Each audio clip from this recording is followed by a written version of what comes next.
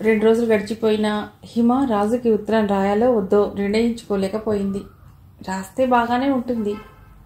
ఇంతకుముందు ఎప్పుడూ ఇలాంటి సంకోచం రాలేదు. హేమలత ఏమైనా అనుకుంటుందని భయంగా ఉంది. ఆలోచించి ఆఖరికి హేమ పేరు మీద పోస్ట్ కార్డ్ రాసింది. దానికి రాజు నుండి వెంటనే ఉత్తరం వచ్చింది. హిమ, నువ్వు తన పేరు మీద రాసిన కార్డ్ అందింది. అందులో మాట వరుసకైనా నా మాట లేదు. అంత పరాయివాడినైపోయానా? తను ఒకసారి చదివి పక్కన పడేసిన కార్డు నేను భద్రంగా దాచుకున్నాను. మొన్న నువ్వు నా ఇంటికి రావటం కలా నిజమా అని ఇప్పటికీ అనిపిస్తోంది. సరే, నేను రాసేది జాగ్రత్తగా చదువు. నేను 16వ తేదీ కాకినాడ వస్తున్నాను. ఆ రోజు మన భవిష్యత్తు పైన ఒక నిర్ణయం తీసుకోవాలి. మొదటే అనుకున్నట్టు నువ్వు చదువుకో, నేను ఉద్యోగం చేస్తాను. మనిద్దరం ఒక దగ్గర ఉంటే వీళ్ళెవరూ ఏం చేయలేరు. మన గురించి తప్ప ఎవరి గురించి నువ్వు ఆలోచించిన అవసరం లేదు. ఈసారైనా నా మాట వింటావని ఆశిస్తాను. నా రూమ్ కూడా ఖాళీ చేయాలని అనుకుంటున్నాను. ఉత్తరం చదివిన హిమకి మతిపోయింది. ఆమె క్యాలెండర్ వైపు చూసింది. ఈవేళ 13, ఇంకా 3 రోజులు టైం మాత్రమే ఉంది. మర్నాడు డిగ్రీ రిజల్ట్స్ వచ్చాయి. హిమ, రాజు ఇద్దరూ ఫస్ట్ క్లాస్లో పాస్ అయ్యారు.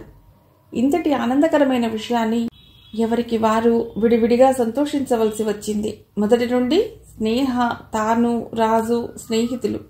ఇప్పుడు ముగ్గురు 3 విధాలుగా ఉన్నారు. మనసులో ఎక్కడో గర్వం కూడా ఉంది. ప్రేమలో పడిన వాళ్ళు చదువును నిర్లక్ష్యం చేస్తారని అందరూ అనుకునే మాటని తాను వమ్ము చేశారు. 16వ తేదీ వచ్చింది. హిమ ఆ రోజు ఉదయమే తయారై కూర్చుంది. అతడు వస్తానని రాశాడే గాని ఎప్పుడొచ్చేది, ఎన్ని గంటలకి వచ్చేది రాయలేదు.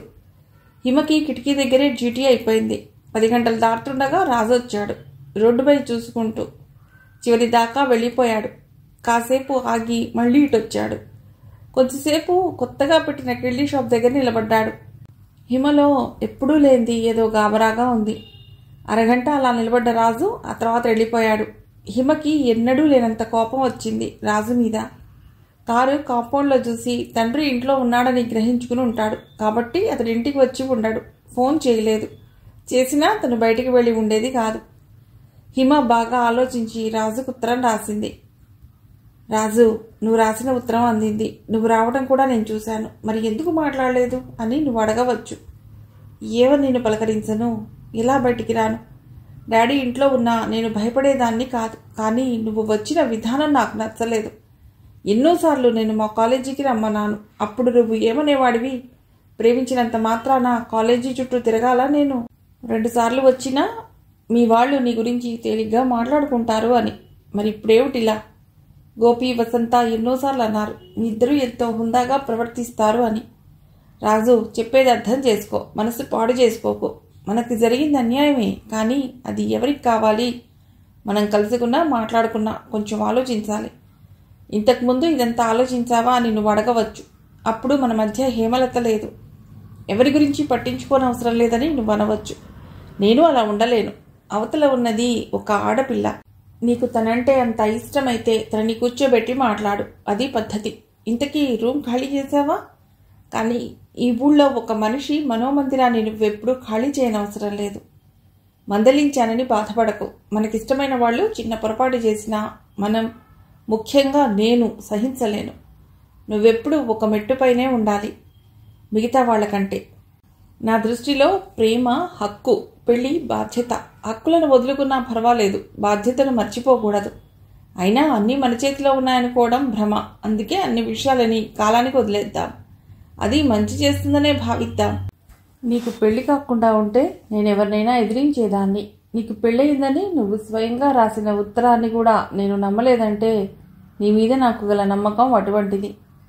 ఆవేశంతో నిర్ణయాలు తీసుకోవద్దు. కొన్ని రోజులు మనం వేచి చూద్దాం. అయినా ఇవన్నీ నీకు తెలియవనే నేను నీకు చెప్తున్నానా? కవివి, చిత్రకారుడివి, ఏ కళారూపంలోనో ఈ బాధను మర్చిపోవచ్చు. ఆఖరుగా ఒక్క మాట, మన జీవితం మనకు పనికి రాకపోయినా ఇతరులకు పనికి రావచ్చు. అలా ఆలోచించి చూడు. ఎప్పటికీ నీ హిమజ్వాల.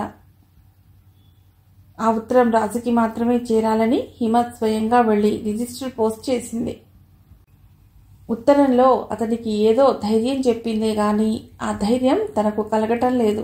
పెద్ద పెట్టిన ఏడవాలనిపిస్తుంది. ఏడుపు రాదు. పుస్తకాలు చదవాలనిపిస్తుంది. చదివింది అర్థం కావటం లేదు.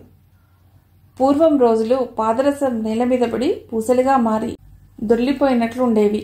ఒక్కొప్పుడు ఆ రొటీన్ విసుగ్గా ఉండి ఆగి ఆలోచించుకునే వ్యవధి దొరుకుతుందా అనిపించేది. ఇప్పుడు గడియారం కాళ్ళని ఎవరో ఇనుప సంకెళ్లతో బంధించినట్టు కాలం గడవటం లేదు. ఈ ఆలోచనలో పడి ఆమె పీజీకి అప్లై చేయడం మర్చిపోయింది. గడువు దాటిపోయింది. ఆ విషయం గురించి దిగులుపడి ఆమెకు మళ్లీ జ్వరం వచ్చేసింది. ఆ సాయంత్రం భూలోకని తీసుకుని హాస్పిటల్కు వెళ్ళింది. నో, ఈ మధ్య జ్వరం తగ్గి మామూలు మనిషి అవుతున్నావు, అలాంటిది చదువంటూ హాస్టల్లో ఉంటావా? అసలు నేనే చెప్దాం అనుకుంటున్నాను, ఎక్కువ స్ట్రెయిన్ కావద్దని. ఈ ఏడాదికి బాగా రెస్ట్ తీసుకో, వచ్చే ఏడాది నువ్వు వద్దన్నా నేనే నిన్ను హాస్టల్లో చేరుస్తాను అన్నారు డాక్టర్ రాఘవ. హిమకి పూర్తిగా హౌస్ అరెస్ట్ అయినట్లు అయింది. వసంత హిమను చూడటానికి వచ్చింది. హిమకి ఆమెను కలవటానికి ఇష్టంగా లేదు. కానీ ఇంటికి వచ్చిన మనిషితో మాట్లాడకుండా ఎలా? ఏమిటి హిమ, జ్వరం వచ్చి తగ్గి ఇన్ని రోజులైనా నువ్వు తేరుకోలేదు, ఇలా ఉంటే ఎలా చదువుతావు? ఆ బాధ లేదులే, చదువు చెట్టెక్కింది. జరిగింది చెప్పింది వసంతకి. మనం నీ గదిలోకి పోయి మాట్లాడుకుందామా? ఇద్దరూ హిమ గదిలో కూర్చున్నారు. ఆ గది వాలకం చూసి వసంత బెదిరింది. కుర్చీలో చీరలు, మంచం మీద పుస్తకాలు, టేబుల్ మీద కాఫీ తాగిన కప్పులు. అసలు ఆ గదే అయోమయంగా ఉంది. హిమ చీరలు తీసి కింద పడేసి వసంతను కూర్చోమంది. హిమ, ఏమిటిది? నిన్ను, నీ గదిని ఇలా చూస్తానని ఎప్పుడూ అనుకోలేదు. ఇంతలా మనసు పాడు చేసుకుంటున్నావా? ఏం చేయను వసంత, దేని మీద ఆసక్తి ఉండటం లేదు. అసలు ఎవరి మీదో కోపం. రాజు మన మా ఇంటికి వచ్చాడు. తనకి మేనమామ కూతురితో బలవంతంగా పెళ్ళయిందని చెప్పాడు. నిన్ను కలవలేదా? రూమ్ కూడా ఖాళీ చేస్తున్నానని చెప్పాడు. తను వచ్చినట్టు తెలుసు కానీ కలవలేదు. నీకు తెలిసిపోయిందా తన పెళ్లి విషయం? నేను వాళ్ళ ఊరు వెళ్ళి తన భార్యను చూసొచ్చాను. ఒక్కదానివే వెళ్ళావా? హిమ, తనకి పెళ్ళయిందని ఇలా పిచ్చిదానిలా అయిపోతావా? ఆరోగ్యం పాడైతే మళ్ళీ బాగవుతుందా? నువ్వు చదవాలనుకున్న చదువు చదవగలవా? ఖాళీగా కూర్చుంటే ఏవేవో పిచ్చి పిచ్చి ఆలోచనలు వస్తాయి. వీలైనంత బిజీగా ఉండు. ఎలా? మునుపట్లాగా కాలేజీ కూడా లేదుగా అంది హిమ, చదువు తప్పితే వేరే పనే లేనట్టు. టైపు, షార్ట్ హ్యాండ్ నేర్చుకో, సంగీతం నేర్చుకో. నీకు చిన్నప్పటి నుండి వీణ నేర్చుకోవాలని ఉండేదన్నావుగా. అప్పుడు నా పక్కన రాజు అనే శక్తి ఉండేది వసంత. చాలామంది ప్రేమ అంటే అదేదో చెయ్యరాని పని చేసినట్టు తప్పుగా భావిస్తారు. ఆ పేరు మేము తెచ్చుకోకూడదని ఎంతో హుందాగా ఉండేవాళ్ళం. రాజు పల్లెటూరులో పుట్టినా, పేద కుటుంబంలో పుట్టినా అతడి ఆలోచనలు పై స్థాయిలో ఉండేవి. పరోక్షంలో కూడా ఎవరిని నిందించేవాడు కాదు. తను తిన్నాడో లేదో ఎప్పుడూ ఆ పెదవుల మీద చిరునవ్వు చెదిరేది కాదు. మా ఇంట్లో మగవాళ్ల కోపాలు చూశాక మగవాళ్ళు కూడా స్నేహంగా, శాంతంగా ఉంటారని రాజుని చూశాకే తెలిసింది. అంతెందుకు, నాతో కూడా అనవసరమైన చనువు చూపించేవాడు కాదు. హిమ ధోరణిగా మాట్లాడుతోంది. వసంతకు ఆమెను చూస్తే జాలి కలిగింది. అక్కడ రాజు అంతే. తమ ఇంట్లో ఉన్న కాసేపు హిమ గురించే మాట్లాడాడు. లక్కీగా శివరాం ఇంట్లో ఉన్నాడు కాబట్టి తమ బలవంతం మీద భోంచేశాడు. మరిప్పుడేం చేద్దామంటావు హిమ? ఏమో, నాకు తెలియటం లేదు. పోనీ మీ ఇంటికి రానా, నా కుట్లు అల్లికలు నేర్పిస్తావా? నీకైతే ఫీజు ఇచ్చుకోనక్కర్లేదు. ఇంతసేపటికి నవ్వుతూ అంది హిమ. నేను ఈ ఊర్లోనే ఉంటే తప్పక నేర్పించేదాన్ని, కానీ మేము హైదరాబాద్ వెళ్ళిపోతున్నా. అలాగా, అక్కడెవరున్నారు? ఇంత అలవాటైన ఊరిని ఎలా వదిలి ఉండగలరు వసంత? శివరాం ఈ మెడికల్ రిప్రజెంటేటివ్గా ఊర్లు తిరగలేకపోతున్నాడు. అక్కడ మా దూరపు బంధువు ఒకరున్నారు. అతడికి 2-3 ఫ్యాక్టరీ వ్యాపారాలు ఉన్నాయి. ఆ వర్క్ల కోసం చిన్న డిస్పెన్సరీ తెరవాలని అనుకుంటున్నాడట. పక్కనే మెడికల్ షాప్ పెట్టమని శివరాంకి చెప్తున్నాడు. అదైతే తిరగనవసరం లేకుండా ఉంటుందని మా ఆశ. నువ్వు కూడా దూరంగా వెళుతున్నావా వసంత? తప్పదు, వెళ్లే ముందు మళ్ళీ వచ్చి కలుస్తాను. సరేనా? నా మాట విను హిమ. ఏదో ఒక వ్యాపకం కలిగించుకో. ఇలా ఒంటరిగా కూర్చుంటే లేనిపోని ఆలోచనలు. వసంత వెళ్ళిపోయింది. ఈ స్నేహం కూడా దూరం అవుతోంది. హిమ మర్నాడు కిటికీ దగ్గర నిలబడి కాఫీ తాగుతోంది. పెరటివైపు కూడా చాలా చెట్లు, మొక్కలు ఉంటాయి. తోటమాలి అలా పనిచేస్తూ ఉంటాడు. ఇప్పుడు చూస్తే చాలా మొక్కలు ఎండిపోయి ఉన్నాయి. తను తోట పని చేస్తే హిమకి ఉత్సాహం వచ్చింది. కొద్ది కొద్దిగా వానలు పడుతూ మట్టి మెత్తగా ఉంది. హిమ ఆ రోజు మొక్కలకి పాదులు చేసింది. మధ్యాహ్నం వరకు ఆమెకు టైం తెలియలేదు. ఆ మర్నాడు ఆదివారం గోపిని తీసుకుని కారులో కడియం వెళ్ళి మొక్కలు కొని వేసింది. రంగారావు గారు ఎందుకో అడ్డు చెప్పలేదు. తల్లిని డైనింగ్ టేబుల్ దగ్గర తీసుకొచ్చింది హిమ బ్రేక్ఫాస్ట్ కోసం. ఆవిడిక్కడికి తీసుకొచ్చావెందుకు? రంగారావు గారు చిరాకు పడ్డారు. డాడీ, అమ్మ ఎప్పుడూ ఆ గదిలో ఉండవలసిందేనా? ఆవిడకి ఎండన్నది తగలక ఎలా పాలిపోయిందో చూడండి. అప్పుడప్పుడు బయటికి వస్తే ఆవిడ ఆరోగ్యం బాగుపడవచ్చు. ఆయన కోపంగా చూశారు తప్ప ఏమీ అనలేదు. వసంత, శివరాం హైదరాబాద్ వెళ్ళిపోయారు. గోపి, హిమ వాళ్ళని రైలెక్కించొచ్చారు. హిమకి నిద్ర పట్టడం లేదు. రాజుకి ఉత్తరం అందింది. ఎక్నాలెడ్జ్మెంట్ వచ్చింది. చదివాక అతడి కోపం వచ్చే ఉంటుంది. పోనీలే, కోపం తెచ్చుకున్నా పర్వాలేదు. వాళ్ళిద్దరూ సఖ్యంగా ఉంటే చాలు. తనని చూడగానే రాజు కళ్ళల్లోని మెరుపు, తనని తాకటానికి సందేహించే చేతులు, అల్లరిగా ఉండే ఆ నవ్వు ఇక హేమలత సొంతమవుతాయన్నమాట. ఏవో పనులు కల్పించుకున్నా అది రాజు జ్ఞాపకాలని మర్చిపోవటానికా అన్నట్లుంది. భగవాన్, మర్చిపోవటం అనే గొప్ప వరాన్ని ప్రేమ విషయంలో మాత్రం ఇవ్వటం ఎందుకు మర్చిపోయావు? అమ్మాయి గారు, మిమ్మల్ని నాన్నగారు పిలుస్తున్నారండి అంటూ వచ్చింది భూలోక. హిమ తండ్రి గదిలోకి వెళ్ళింది. ఆయన ఫైల్లోంచి తలెత్తి చూసి, హిమ, వచ్చే 10వ తేదీ నీకు గోపికి ఎంగేజ్మెంట్ చేద్దామనుకుంటున్నాను. గోపి బెంగళూరు వచ్చాక ఇద్దరు బజార్కు వెళ్ళి కావలసినవి తెచ్చుకోండి. ఈవేళ మంచి రోజు, డబ్బు గోపి చేతికి ఇస్తాను అన్నారు. మీరు ఈ విషయం గోపికి చెప్పారా? లేదు, ఇప్పుడే మన పురోహితుడు గారు ముహూర్తం గురించి చెప్పారు. నాకప్పుడే పెళ్ళొద్దు డాడీ, నేను ఇంకా చదువుకోవాలి. జీవితమంతా నిన్ను చదివించే ఓపిక నాకు లేదు. అయినా నువ్వు చిన్నపిల్లవు అనుకుంటున్నావా? నీకు 22 రాలేదు. వచ్చాయి. 7 ఏళ్లకు బడిలో చేరిస్తే డిగ్రీ పూర్తయ్యేసరికి ఇంత వయసు వచ్చింది. హిమ రిటార్ట్ ఇచ్చినట్లు అంది. ఇప్పుడు ఆ విషయాలన్నీ ఎందుకు? డాడీ, మరోసారి చెప్తున్నాను, నేనప్పుడే పెళ్లి చేసుకోను. పెళ్ళయ్యాక చదువుకో. అదయ్యే పని కాదు. ఇంతకీ మీరు గోపికి చెప్పారా? లేదు, అతడితో నేను మాట్లాడతాలేండి. హిమ ఆయన ఎదురుగా నిలబట్ట ఇష్టం లేక మేడ మీదకి వచ్చేసింది. ఆమె మరోసారి తమ సంభాషణ గుర్తు చేసుకుంది. డాడీ ఎందుకో పూర్వంలా తన మీద ద్వేషం చూపించటం లేదు. తనతో వాదించాలని, తిట్టాలని చూడటం లేదు. ఎందుకు? ఆ సాయంత్రం గోపి వచ్చాడు హిమ దగ్గరికి. హిమ, అంకుల్ నీతో మాట్లాడారట. అవును గోపి, నీతో కూడా చెప్పారా? అవును, చెప్పారు. ఎందుకు పెళ్లి వద్దన్నావుట? నా గురించి అంతా తెలిసి ఎలా అంటావేమిటి గోపి? ఆశ్చర్యంగా అంది హిమ. అసలు గోపిలో ఒక ఎమోషనల్ ఫీలింగ్ కనిపించడం లేదు. సినిమాకి రానన్నావుటగా అన్నట్టు అడుగుతున్నాడు. నీ గురించి తెలుసు కాబట్టే నేను అర్థం చేసుకోగలను. నా మనసు పెళ్లికి సిద్ధంగా లేదు గోపి. నాకింకా చదువుకోవాలనుంది. చదువుకో, నే వద్దనను కదా. నా ఆలోచనలు కూడా వద్దనగలవా? అంటే? అవును గోపి, రాజుతో నా అనుబంధం నీకు తెలుసు. అతడిని మర్చిపోవటానికి నేను ఎన్ని ప్రయత్నాలు చేస్తున్నానో నీకు తెలుసు. అలాంటిది డాడీ ఎలా మాట్లాడారన్నా అర్థం ఉంది. నువ్వు కూడా ఏమిటి గోపి? అనుక్షణం అతడి జ్ఞాపకాల్లో బతుకుతూ నీతో గడపడం నరకం కదూ. అయినా నిన్ను ఎప్పుడు మేనత్త కొడుకు, నాకు బావ అనే ఉద్దేశంతో చూడలేదు. ఆ సంకోచం లేదు కాబట్టే నీతో బజార్కి, సినిమాలకి వచ్చేదాన్ని. తెలియని వాళ్ళు మీ అన్నయ్య అని అడిగితే అవుననే సమాధానం చెప్పేదాన్ని. నాకు ఆ చనువు నీ దగ్గర ఉంది కాబట్టే రాజు గురించి నీతో ప్రతి మాట చెప్పేదాన్ని. అయినా రాజుకి పెళ్ళైపోయాక అందరికీ నేను లోకువైపోయాను. నా ఇంట్లోనే నాకు సెక్యూరిటీ లేకుండా పోయింది. అందరూ నాకు సలహాలు ఇచ్చేవాళ్లే. అయినా నా అదృష్టం అలా ఉంది. ప్రేమ విఫలమైన అనేక మంది ఆడపిల్లల ప్రతినిధిగా హిమ విలపిస్తోంది. ఆమెను ఎలా ఓదార్చాలో తెలియని గోపి అక్కడి నుంచి పారిపోయాడు. అతడు మేనమామకు ఏం చెప్పాడో ఏమో, గోపికి వేరే పెళ్లి సంబంధాలు చూడటం మొదలెట్టారు. ఆ సాయంత్రం హిమ దగ్గరకు వచ్చాడు గోపి. రంగారావు గారు, గోపి రామచంద్రాపురంలో ఏదో పెళ్లి సంబంధం ఉంది అంటే పెళ్లి చూపులకు వెళ్ళారు.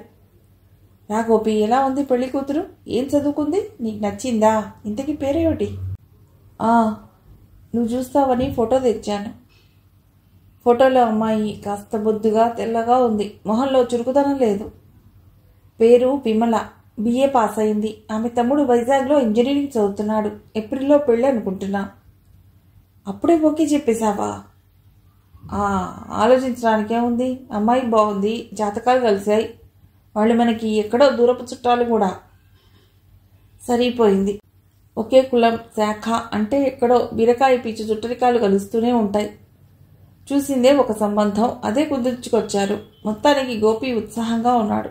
మళ్ళీ ఇంటికి రంగులు అలంకరణ మొదలెట్టారు.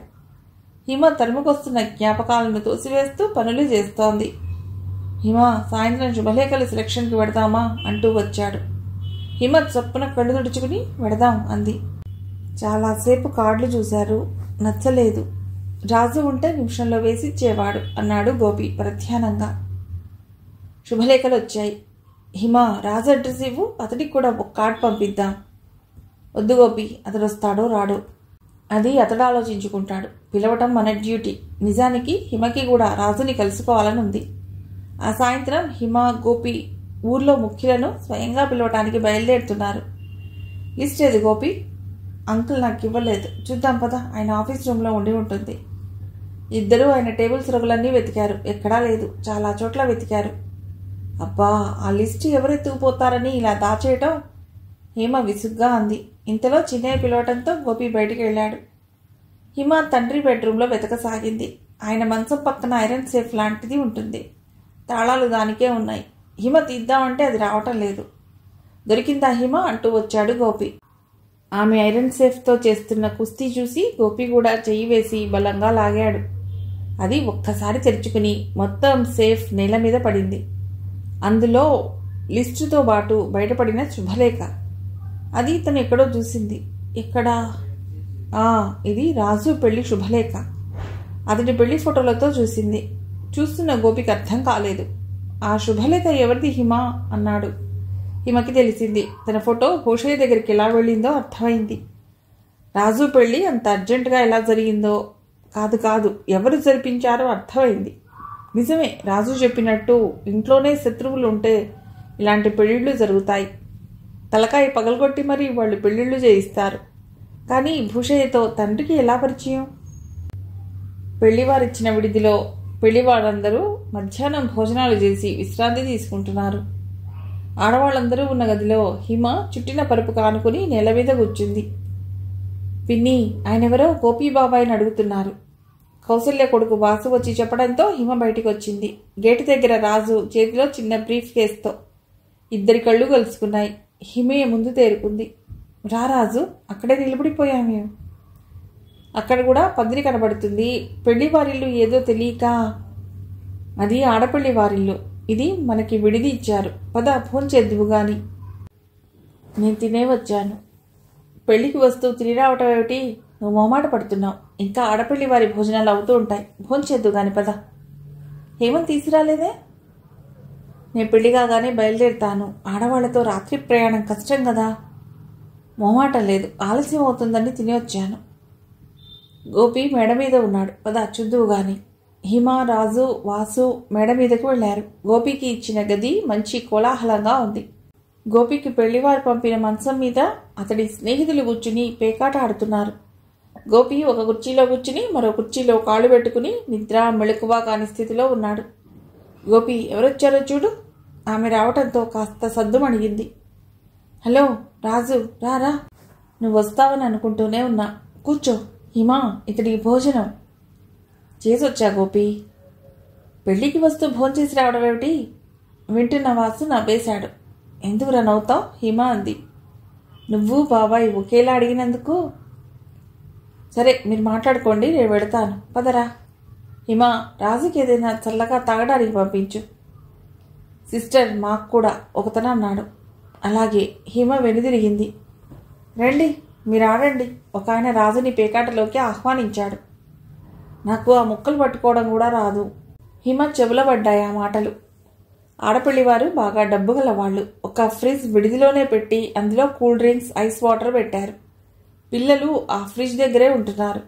ఆమె కిందికి దిగి ఫ్రిడ్జ్లో కూల్ డ్రింక్స్ పనివాడితో పంపించింది. మళ్ళీ వచ్చి తన చోట్లో కూర్చుంది. కాస్త దూరంలో రాజు ఉన్నాడనే ఊహ ఆమె నిలవనివ్వటం లేదు. సాయంత్రం 4 గంటల నుండి పెళ్లి హడావుడి మొదలైంది. ఆడవాళ్ళందరూ ఆ వేడిని ఉక్కని లెక్క చేయకుండా పట్టుచీరలు కట్టుకుని తయారవుతున్నారు. హిమ ఏం చేయాలో తెలియనట్లు కూర్చుంది. పద గోపిని ఎదురు సన్నాహానికి తయారు చేయాలి అంటూ కౌసల్య మేడ మీదకు బయలుదేరింది. వీళ్ల నుండి రాజుని రక్షించే ఉద్దేశంతో హిమ మేడ మీదకు బయలుదేరింది. అని రాజు ఆమెకు కనబడలేదు. గోపి ఫ్రెండ్స్ అందరూ మేం చేసే పనే ఉంది, అలా ఊరు చూసి సినిమా చూసి వస్తాము అంటూ వెళ్ళిపోయారు. గోపి అప్పటికే స్నానం చేసి ఉన్నాడు. కౌసల్య అతడి నుదుటి మీద నిలువుగా బొట్టు పెట్టి బుగ్గ చుక్క పెట్టింది. ఇంతలో వాసు తండ్రి పిలుస్తున్నాడని తల్లిని పిలిచి వెళ్ళాడు. గోపికి పారాడు పెడుతోంది కిరణ్. ఆమె కొడుకు ఏడవటం మొదలెట్టాడు. కిరణ్ వాడిని తీసుకుని కిందికి వెళ్ళిపోయింది. హిమ మిగిలిన పారాని పెడుతోంది. గోపి నెమ్మదిగా అన్నాడు, హిమ, చూసావుగా, రాజు వచ్చాడు. అతడితో మాట్లాడి నువ్వు ఒక నిర్ణయానికి రా. హిమ చివ్వున తలెత్తింది. ఏ విషయంలో? నీ పెళ్లి విషయంలో. దానికి అతడిని అడగడం ఏమిటి? నాకు తెలిసి హిమ, అతడిని అడగకుండా నువ్వే నిర్ణయం తీసుకోవని. నాకు పెళ్లి చేసుకోవాలని లేదు గోపి. చేసుకోకేం చేస్తావు హిమ? కిరణ్, వసంత, రాజు, నేను ఇలా అందరం పెళ్లి చేసుకుని స్థిరపడుతున్నాం. నువ్వు మాత్రం ఇలా ఉండిపోవడం దేనికి? నా మనస్సు పెళ్లికి సిద్ధంగా లేదు గోపి. నిర్ణయం ఇప్పుడు తీసుకోమన్నానే గాని పెళ్లి ఇప్పుడే చేసుకోమనలేదుగా. మంచి నిర్ణయం తీసుకో హిమ. మంచి నిర్ణయాలంటూ ఉండవు గోపి. అవి మంచి ఫలితాన్నిచ్చినప్పుడే అవి మంచి నిర్ణయాలు అవుతాయి. గోపికి కాసేపు హిమ మాటలు అర్థం కాలేదు. తర్వాత అన్నాడు, ఏది ఏమైనా నువ్వు ఆనందంగా ఉండాలి హిమ, అదే నా కోరిక. పారాడి పెట్టడం పూర్తయింది. ఏమిటి ఇద్దరూ కబుర్లు చెప్పుకుంటున్నారు అంటూ వచ్చింది కిరణ్. అయ్యో, బుగ్గ చుక్క కాస్త తోకచుక్కలా అయిపోయింది చూడు అంటూ కిరణ్ గోపి బుగ్గ చుక్క సరిచేసింది. తన మాటలు మాత్రం సరిచేసుకోలేదు. కొంతమందికి శుభకార్యాల్లో కూడా జాగ్రత్తగా ఎలా మాట్లాడాలో తెలియదు. ఏది ఏమైనా గోపికి అంతా మంచి జరగాలని కోరుకుంది హిమ. అందరూ పెళ్లివారింటికి బయలుదేరారు. హిమ రాజుని వెతుకుతూ డాబాకి అటువైపు వెళ్ళింది. రాజు పిట్టగోడ దగ్గరగా నిలబడి ఊరిని చూస్తున్నాడు. ఇక్కడ నిలబడ్డావా? ఎండగా లేదు. ఆహా, బిల్డింగ్ నీడ పడుతోందిలే. అవును, పెళ్ళి రాత్రి 1 గంటకు కదా, అందరూ ఇప్పుడే వెళ్ళిపోయారేమిటి? ఇప్పుడు ఎదురు సన్నాహం అని చేస్తారులే. పానకం తాగటం, శుభలేఖలు మార్చుకోవటం, ఇలా చాలా ఉంటాయి. నువ్వు స్నానం చేస్తావేమోనని బకెట్లోకి నీళ్లు నింపి పెట్టాను. రాజు లోపలికొచ్చి బ్రీఫ్ కేసులో నుండి టవల్, సోప్ తీసుకోబోయాడు. అవి అలా ఉండని రాజు, తడిస్తే బాగుండదు. ఇవిగో, ఇవి తీసుకో, నావేలే అంటూ హిమ సోప్, టవల్ ఇచ్చింది. రాజు స్నానం చేసి టవల్ చుట్టుకుని బట్టలు తీసుకోబోయాడు. హిమ పౌడర్, దువ్వెన తీసుకొచ్చింది. ఇద్దరికి ఆనాడు రాజు గదికి హిమ రావడం సంఘటన గుర్తుకొచ్చింది. ఆమె తను తెచ్చినవి అక్కడ పెట్టి కిందికి పారిపోయింది. 10 నిమిషాల తర్వాత 2 ప్లేట్లలో మిక్చర్, స్వీట్స్ తెచ్చింది. ఇవన్నీ ఇప్పుడెందుకు? ఎప్పుడు తిని బయలుదేరావో ఏమో, భోజనం లేట్ అవుతుంది. ఇద్దరు తినసాగారు. నువ్వు పెళ్లికి వస్తావని అనుకోలేదు రాజు. గోపికి మాత్రం బాగా నమ్మకం నువ్వు వస్తావని. ఆ పెళ్లి శుభలేఖ చూసి అది నీదనుకుని కంగారు పడ్డాను. కవర్ మీద గోపాల్ వెట్స్ విమలాని వేశామే. గాబరా అవన్నీ చూడనిస్తుందా? హిమ మాట్లాడలేకపోయింది. ఎవరి శుభలేఖో చూసి అది తన పెళ్ళనుకుని కంగారు పడే ఈ మనిషిని పెళ్లి చేసుకుంటాను, పర్మిషన్ ఇవ్వు అని అడగమంటాడు గోపి. అసలు ఆ మాట అడిగే ధైర్యం తనకుందా? ఏమిటి హిమ మాట్లాడవు? ఆహా, ఏమీ లేదు. నా ఉత్తరం అందిందా? అందింది. నా మీద కోపం వచ్చిందా? వచ్చిన మాట నిజమే. ఆ ఉత్తరం 16సారి చదివాక కాబోలు కోపం పోయింది. 16 సార్లు ఆ ఉత్తరం చదివావా? అన్నిసార్లు చదవడానికి ఏముంది ఆ ఉత్తరంలో? నిజమే, మనం అనుకున్నట్టు పనులు జరగనప్పుడు విధినే నమ్మవలసి వస్తుంది. ఇద్దరూ కొంచెంసేపు మాట్లాడుకోలేదు. హేమెలా ఉంది రాజు? బాగానే ఉంది. ఆ హోటల్ పెట్టిన బిహారీలు ఊరు నుండి వెళ్ళిపోయారు. అప్పటి నుండి కాస్త పరిచయం ఉన్న వాళ్ల పొలంలో నేనే పూల మొక్కలు వేసి పెంచుతున్నాను. బోటనీ చదువు అందుకు పనికొచ్చింది. మా ఊళ్ళో యువజన సంఘం వాళ్ళు రాజమండ్రిలో నేను రాసిన నాటకం వేశారు. అందుకు 1000 రూపాయలు పారితోషికం వచ్చింది. అందుకని నీకు ఒక గిఫ్ట్ తెచ్చాను. అతడు జేబులోంచి పెన్ను తీసి ఇచ్చాడు. వైలెట్ కలర్ బాడీ, బంగారు రంగు క్యాప్. చాలా బాగుంది రాజు. జాగ్రత్త, ఆ క్యాప్ బంగారంది. ప్రధ్యానంగా ఎక్కడో పెట్టేవు. బంగారు పెన్నా? నాకొద్దు. రాజు నవ్వి, యూనివర్సిటీలో చదువుతానంటున్నావు. ఆ మాత్రం హోదాగా వెళ్ళకపోతే ఎలా? మరి నువ్వు చదువుకోవా? ఏమో హిమ, ఇటువంటి పరిస్థితుల్లో చదవగలననే నమ్మకం కలగటం లేదు. చదవాలని లేదు కూడా. ఎలా బతకాలనే ఆలోచనతోనే రోజు గడిచిపోతుంది. బ్రష్ పట్టుకుని 1 ఏడాది దాటింది. మొన్నటి నాటకం కూడా వాళ్ళ బలవంతం మీద రాయవలసి వచ్చింది. ఏ సాయంత్రమో మన కలలు కోరికలు గుర్తుకొస్తే మాత్రం పెన్ను విసిరేసి బ్రష్ పారేసి ఎక్కడికైనా పారిపోవాలనిపిస్తుంది. హిమకి మాట్లాడాలనిపించలేదు. గుండె గొంతుకలోన కొట్టుకుంటుంది అన్నది ఎంతో మంచి భావన. కానీ అది ఇటువంటి భావోద్వేగ పరిస్థితిలో కాదు. టిఫిన్ తిని మంచినీళ్ళు తాగాక హిమ తేరుకుంది. రాజు, నీ పెళ్లి శుభలేఖ మా ఇంట్లో దొరికింది. మీ ఇంట్లోనా? అదెలా వచ్చింది? హిమ జరిగింది చెప్పింది. ఆశ్చర్యంగా ఉంది. మామయ్య దగ్గర నీ ఫోటో, మీ ఇంట్లో శుభలేఖ. అలా జరిగి ఉండొచ్చు హిమ. మన సంక్రాంతి సెలవుల ముందు మామయ్య వచ్చాడని చెప్పాను, గుర్తుందా? ఎందుకు వచ్చావని అడిగితే ధాన్యం మరపట్టించడానికని చెప్పాడు. మా ఊరికి కాస్త దూరంగా ఈ రైస్ మిల్ ఉందని వచ్చానని చెప్పాడు. కేవలం నన్ను చూడటానికే ఊళ్ళోకి వచ్చానని అన్నాడు. అప్పుడే మీ డాడీకి మామయ్యకు పరిచయం కలిగి ఉండాలి. అయ్యుండొచ్చు. కానీ మన స్నేహం ఎలా తెలుసుకున్నారు? మాటల మధ్యలో నా సంగతి చెప్పి ఉండాలి. ఈలోగా నువ్వు హాస్పిటల్లో ఉండడం వారికి కలిసి వచ్చింది. మా డాడీ ఇంత ద్రోహం చేస్తానని అనుకోలేదు రాజు. ఒకసారి నీతో అన్నాను, గుర్తుందా నీకు? మీ డాడీ నీకు నాకు మామయ్య విలన్స్ అని. ఆ మాట వాడు నిలబెట్టుకున్నారు. అందుకే నేను ఆయనతో పూర్తిగా మాట్లాడడం మానేశాను. ఇటీవల నా ఇంటికి వస్తే రాత్రంతా మా ఊరి గుడిలో పడుకున్నాను. నేను కూడా ఇంట్లోంచి వచ్చేస్తాను, ఇద్దరం ఎక్కడికైనా పోదాం అనాలనిపించింది హిమకి. కానీ తామిద్దరి మధ్య హేమలత అనే ఆడపిల్ల ఉంది. పైగా అలా పారిపోతే లోకం పెట్టే పేరేమిటో తనకు తెలుసు. గోపి పెళ్లి బాగా జరిగిపోయింది. పెళ్లి పూర్తిగా చూసి రాజు తెల్లవారుజామున బయలుదేరాడు. అతడికి వెళ్లాలని లేదు. హిమకి అతడిని విడవాలని లేదు. ఒకసారి విడిచిపెట్టినందుకు శాశ్వతంగా దూరం అయ్యాడు.